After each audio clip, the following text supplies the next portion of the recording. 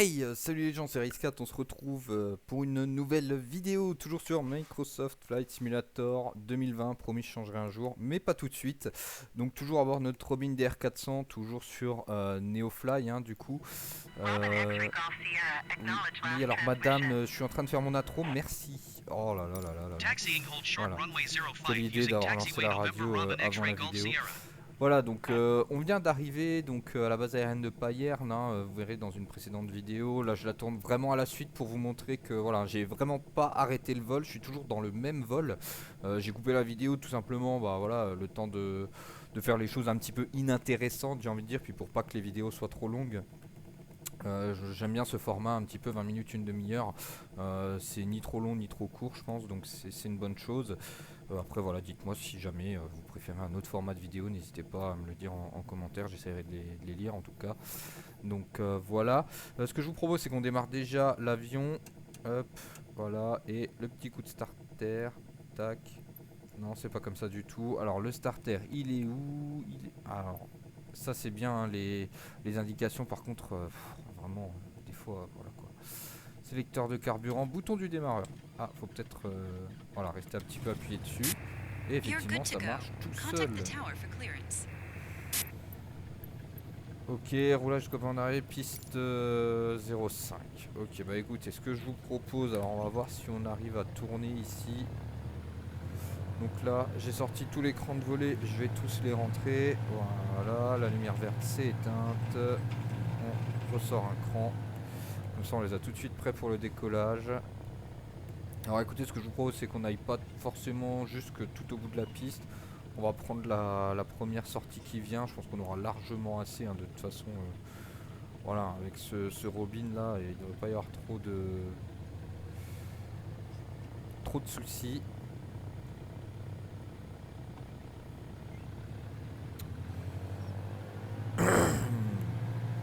On entend la voie de circulation N. Bah écoutez, je pense que là on y est. Alors on va se mettre ici, c'est très bien. Hop, le point d'arrêt. Hop. Alors je vais juste mettre les freins de parc pour voir si on peut modifier la météo. Je sais pas si on peut la modifier en vol. Peut-être là-dessus. Ou peut-être pas. Si, tout à fait. Alors normalement voilà, j'allais dire j'ai des pré-réglages. Pof pof pof. Alors vous voyez, ça c'est le pack de météo que j'ai téléchargé pour le planeur justement. Si jamais ça vous intéresse, je pourrais faire une vidéo dessus, pareil, n'hésitez pas à me le dire en commentaire. Tac tac tac, bon bah écoutez, je vous propose qu'on mette nuage d'altitude, je sais pas à quoi ça correspond, mais voilà, hop, ok, bon on voit que la météo a changé, ça change un petit peu. On va demander une autorisation de décollage pour un vol VFR.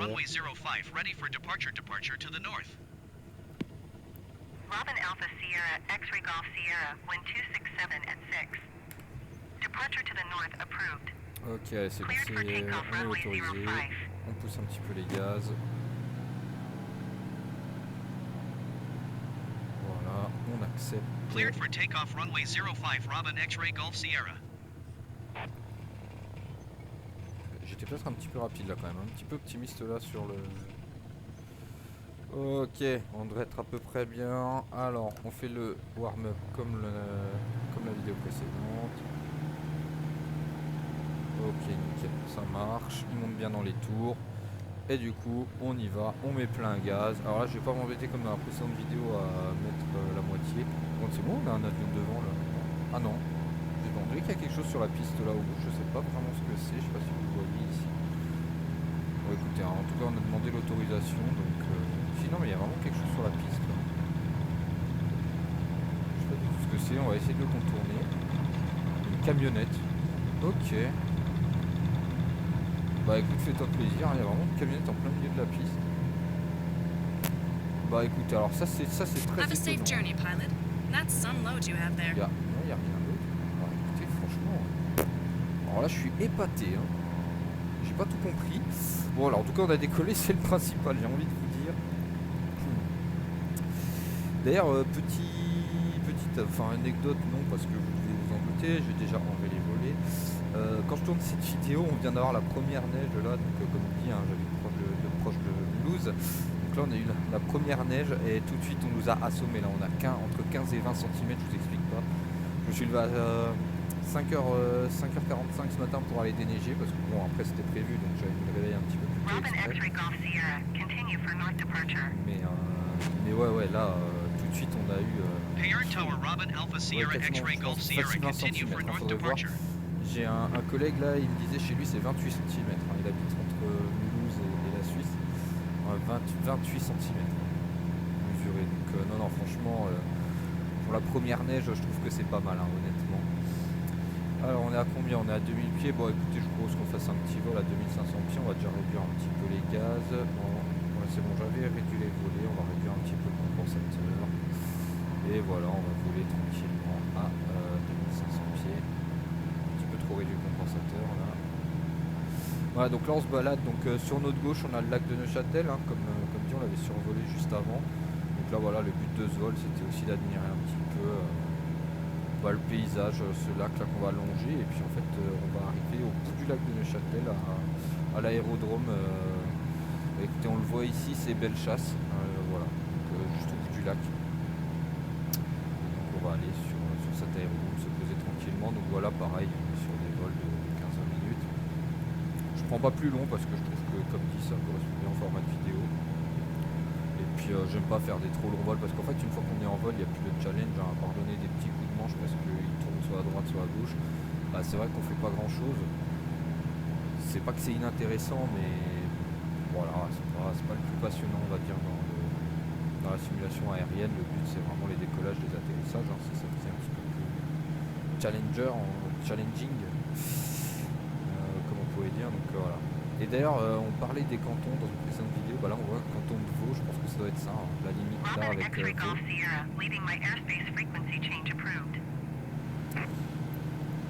Parent Tower Robin Alpha Sierra X-Ray Golf Sierra frequency change.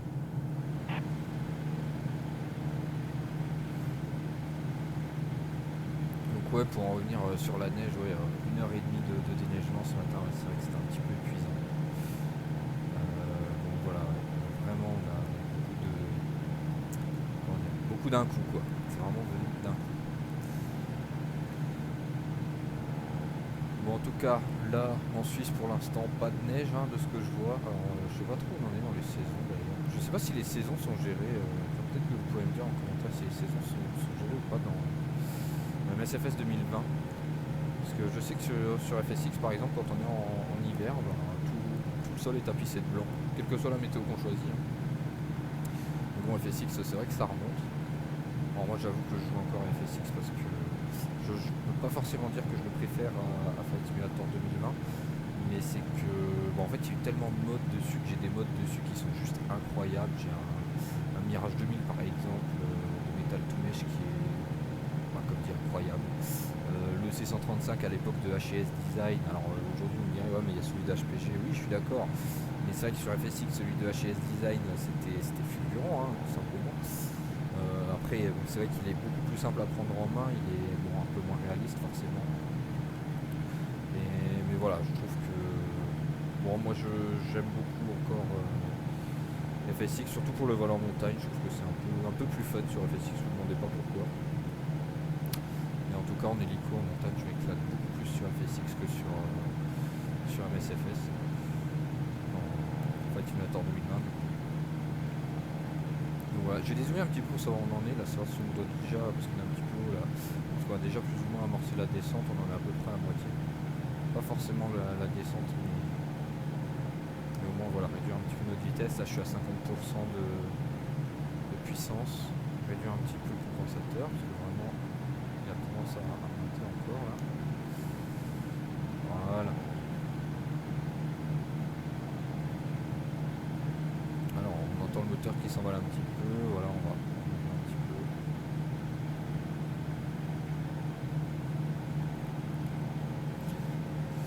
Mais ouais en tout cas hier soir surtout là c'était. En fait la neige est tombée principalement dans la nuit et hier dans l'après-midi. Hier soir en fait c'était pas du tout déneigé et je suis rentré du travail. Pour vous donner une idée, d'habitude je mets entre 20 minutes, un quart d'heure, 20 minutes à rentrer. Hier j'ai mis un peu plus d'1 heure. J'habite le village à côté, vraiment. je dois avoir 2-3 km à faire, pas plus, et 1 heure, parce que voilà, les gens... bon, il y a beaucoup de gens qui se mettent en travers, alors que honnêtement, bon là j'ai une voiture qui est escalée, mais voilà, c'est pas une voiture fulgurante non plus, quoi. Je veux dire, c'est pas un 4x4 ou quoi que ce soit qui est prévu pour la neige. Au contraire, c'est une voiture avec un petit peu de puissance qui est... Bon, après, elle a l'avantage d'être léger, ça c'est vrai, d'être légère, pardon. Mais... non, franchement, quand je voyais les gens, comment ils roulaient, c'était désespérant, hein, hier soir. Bon, je dis pas que je suis... Pourtant, je suis pas un expert hein, de la conduite, hein, et je dis pas que... voilà, je vais pas non plus me mettre en donneur de leçons. Mais c'est vrai que quand on se compare forcément aux gens qui avaient hier soir sur la route, bah, honnêtement, il n'y a pas de quoi rougir, hein, parce que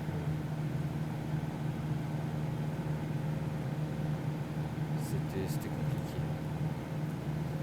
Comme dit, à un moment j'ai trouvé un raccourci et j'ai dû faire, alors que j'avais fait les 500 mètres précédents en une demi-heure, bah, les derniers 500 mètres je les ai fait en peut-être, je sais pas, 2-3 minutes, quoi. Enfin voilà, ça m'a pas mis plus de temps que d'habitude, hein, mais alors, c'est quoi le... Ah ok, c'est une piste en herbe. Bah écoutez, je vous propose qu'on atterrisse direct. On aurait peut-être dû demander l'aéroport de Bellechasse. Je pense que ça doit être ça. Voilà. Bon écoutez, on peut pas faire grand chose. Choisir une piste pour atterrir. Et du coup, ça doit être la piste 8 je pense, puisqu'on atterrit vers le nord. Voilà. Alors on va mettre les volets à fond. Bon là on va pas s'embêter, on va faire un atterrissage... Alors c'est où? C'est là, je pense que ça doit être là le petit trait qu'on voit, non? Ah oui ok, c'est bon, je vois la piste là, ouais. Voilà, donc le long des bâtiments, hein, le début est vraiment là, la ligne grise qu'on voit. Alors on n'est pas du tout bien aligné, on va essayer de s'aligner quand même à peu près, hein, sans être vraiment...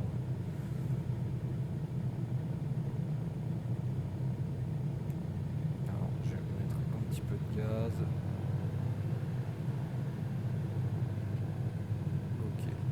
De bien remonter.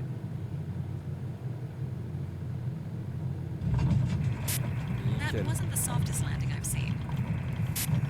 Bon, pareil, hein, j'arrive pas à faire des atterrissages qu'elle aime bien la madame.